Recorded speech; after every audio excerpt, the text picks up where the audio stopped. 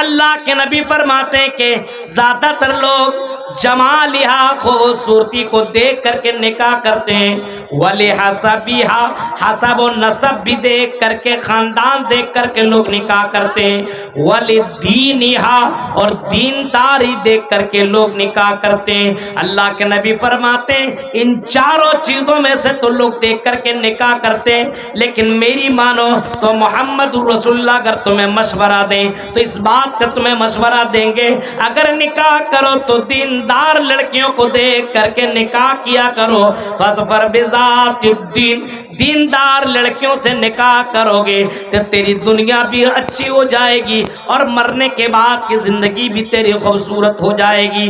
دیندار لڑکیاں تیری زندگی کو خوبصورت بنا دے۔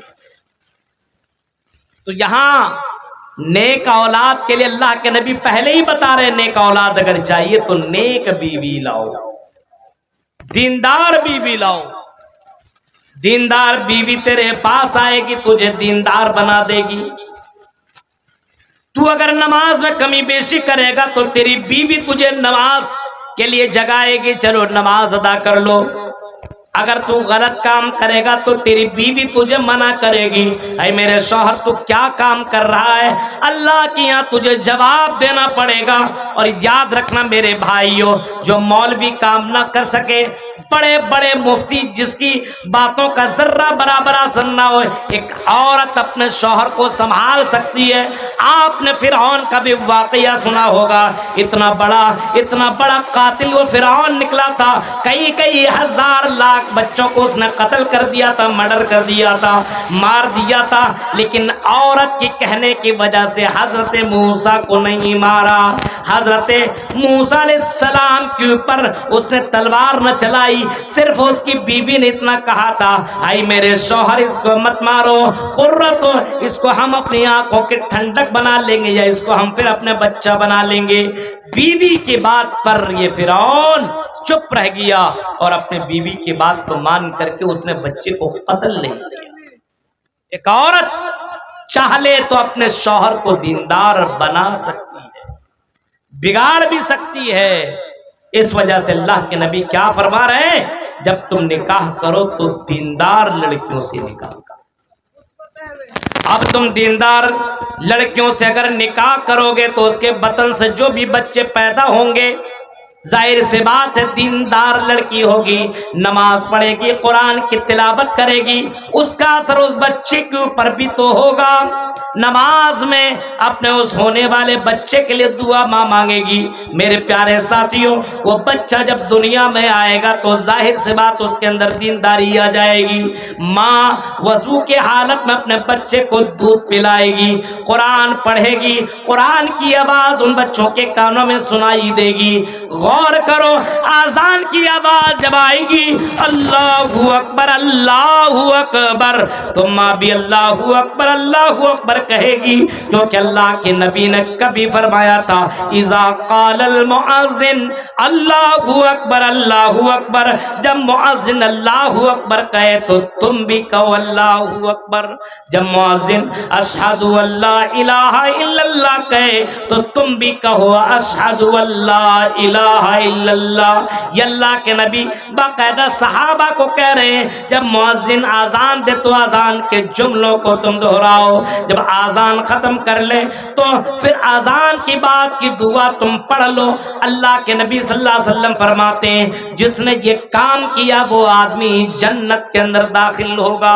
اب ایک باپ اگر یہ کام کرے تو بیٹا اپنے باپ کو دیکھ کر کے بھی یہ کام کرے گا، اگر ماں یہ کام کرے تو بچہ یا بچی جو اس کے گود میں وہ بچہ ہے وہ بچی ہے، وہ سن سن کر کے یا دیکھ دیکھ کر کے اپنے ماں کی نقل کرے گی یا اپنے ماں کی نقل کرے گا۔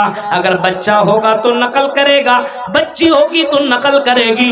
اسی وجہ سے اللہ کے نبی صلی اللہ علیہ وسلم نے کبھی فرمایا تھا ما من مولود یولد علی الفطرہ، اے لوگوں سنو، ہر بچہ اسلام کے اوپر پیدا ہوتا ہے، ہر بچہ فطرت اسلام کے پر پیدا ہوتا ہے، ماں باپ چاہے تو اس کو یہودی بنا دے، اس کو نصرانی بنا دے، اس کو مجوسی بنا دے، ماں باپ چاہے تو اس بچے کو بگاڑ دے، یا ماں باپ چاہے تو اس بچے کو سنوار دے، یہ ماں باپ کے اوپر ڈیپینڈ کرتا ہے۔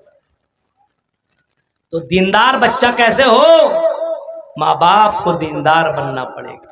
اب صرف آپ ڈائریکٹ تو کہیں گے مولوی صاحب ہمارے بچے کے لیے دعا کر دیجیے، مولانا کتنی دعائیں کریں گے؟ آپ کو خود کوشش پہلے کرنی ہوگی۔ ماحول سے بچہ بنتا ہے، یاد رکھیے ایک بچہ کو آپ ماحول میں ڈال دیجئے، اچھا ماحول دے دیجئے تو وہ بچہ وہاں کے ماحول کے اوپر چلنے لگے گا، اسی کے نقل کرنے لگے گا۔ آپ ایک بچے کو شراب کی دکان میں رکھ دیں، دھیرے دھیرے بچہ وہ شراب پینے لگے گا۔ ایک بچے کو آپ جوا کے دکان میں رکھ دیں، وہ بچہ دھیرے دھیرے جوا کھیلنے لگے گا۔ ایک بچے کو آپ مدرسے میں رکھ دیں، آپ ایک بچے کو قرآن پڑھانے کی جگہ میں رکھ دیں، وہ بچہ دھیرے دھیرے قرآن پڑھنے لگے گا اور قرآن کی سورتوں کو یاد کرنے لگے گا، کیونکہ یہ صحبت کا اثر ہے۔ اسی وجہ سے اللہ کے نبی صلی اللہ علیہ وسلم کیا فرماتے ہیں کہ بچہ دیکھ دیکھ کر کے اپنے ماں باپ کے اپنے بچوں کی نقل کرتا ہے۔ دیندار کیسے ہو بچہ؟ اس کے لیے گارجین کو دیندار بننا پڑے۔ اگر اللہ کے نبی صلی اللہ علیہ وسلم جو اتنے بڑے رشی منی تھے، ودہامت مہانمادت ورون تپسی پرستا تینیایا، اس نبی کے بارے میں کیا فرمایا؟ ہندو دھرم کی کتابیں کہتی ہیں ودہامت مہانمادت، اتنے مہان تھے، اتنے مہان کہ اس سے بڑھ کر کے کوئی مہان پرش دنیا ہی میں نہیں آیا۔ ودہامت مہانمادت ورون تپسی، اور اللہ کی اتنی زیادہ انہوں نے اتنی زیادہ اللہ کو یاد کیا کہ اس سے زیادہ یاد کرنے والا دنیا میں بھی کوئی نہیں آیا۔ اللہ کے نبی سے بڑھ کر کے کسی نے اللہ کو اتنا یاد کیا ہے؟ سب سے زیادہ اللہ کو یاد کرنے والا، اللہ سے ڈرنے والا اور اللہ کی عبادت کرنے والا جناب محمد رسول اللہ سب سے زیادہ۔ ورن تپسی پرستات یعنی آیا، اتنی زیادہ اللہ کو یاد کی۔ آپ دیکھیے صبح سے لے کر کے شام تک ہر وقت آپ کو محمد الرسول اللہ کے جیونی میں اللہ کو یاد کرنے کا ذکر ملے گا۔ صبح اٹھ رہے ہیں تو دعا پڑھ رہے ہیں الحمدللہ الذی احیانا بعدما اماتنا والیہ النشور۔ نبی اکرم بستر سے اٹھ رہے ہیں تو اللہ کو یاد کر رہے ہیں۔ اب بستر سے اٹھنے کے بعد اگر بیت الخلاء میں جا رہے ہیں، قضائے حاجت کے لیے جا رہے ہیں، وہاں بھی دعا پڑھ کر کے اللہ کا نام لے کر کے جا رہے ہیں۔ اب قضائے حاجت سے باہر نکل رہے ہیں تب بھی اللہ کا نام لے رہے ہیں۔ صبح کر رہے ہیں تو صبح کے دعا پڑھ رہے ہیں، بازار میں جا رہے ہیں تو بازار کی دعا پڑھ رہے ہیں، بازار میں داخل ہونے کی دعا پڑھ رہے ہیں، آئینہ دیکھ رہے ہیں تب بھی دعا پڑھ رہے ہیں، کھانا کھا رہے ہیں تب بھی دعا کر رہے ہیں۔ میرے بھائیوں، چھینک آتی تب بھی اللہ کو یاد کر رہے ہیں۔ ورن تپس پرستات یعنی آیا، محمد صلی اللہ علیہ وسلم کی زندگی دیکھیں گے تو سب سے زیادہ اللہ کو یاد کرنے والا آپ پائیں گے۔ اللہ کے نبی کی زندگی کو دیکھو، اللہ کے نبی نے کبھی فرمایا تھا کہ لوگوں انی اتقاکم للہ واخشاکم للہ، وہ لوگوں تم میں سب سے زیادہ اگر ڈرنے والا کوئی ہے تو جناب محمد الرسول اللہ ہے، اس سے زیادہ اللہ سے ڈرنے والا کوئی نہیں ہے۔ اللہ کے نبی اتنا ڈرا کرتے تھے اللہ سے اور اتنا خوف کھایا کرتے تھے۔ میرے بھائیوں، اچت پور کے لوگوں، یہاں کے میرے پیارے بھائیوں، محمد الرسول اللہ ہے، نبیوں کے سردار ہیں، آخری نبی ہیں، خاتم النبیین ہیں، رحمت للعالمین ہیں، لیکن نبی اکرم کی عبادت اور نبی اکرم کا طریقہ کار اللہ کو یاد کرنے میں اتنا زیادہ ہے۔ حضرت عائشہ کہتی ہیں کہ اللہ کے نبی جب رات میں تہجد کی نماز نماز کے لیے کھڑے ہوتے تھے تو اللہ کے نبی اتنا لمبا لمبا قیام کرتے تھے، رکوع کرتے تھے، سجدہ کرتے تھے، مجھے ایسا لگتا تھا کہ اللہ کے نبی صلی اللہ علیہ وسلم کی جان نکل چکی ہے۔ میرے بھائیوں، اتنا لمبا لمبا قیام کہ آپ کے پیروں میں ورم پڑ جایا کرتے تھے، آپ کے پیر پھول جایا کرتے تھے۔ محمد صلی اللہ علیہ وسلم کی یہ زندگی تھی۔ اب غور کرو، نبی اکرم اتنے عبادت گزار، اور نبی اکرم کی بیٹی فاطمہ کو دیکھ لیں۔ حضرت فاطمہ نبی اکرم کی بیٹی ہے، اور نبی اکرم کی بیٹی اللہ سے کتنا ڈر رہی ہے۔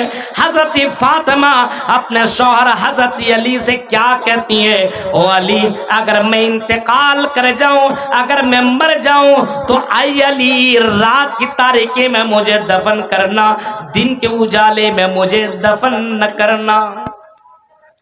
نبی اکرم دیندار ہیں تو بیٹی کتنی دیندار ہے۔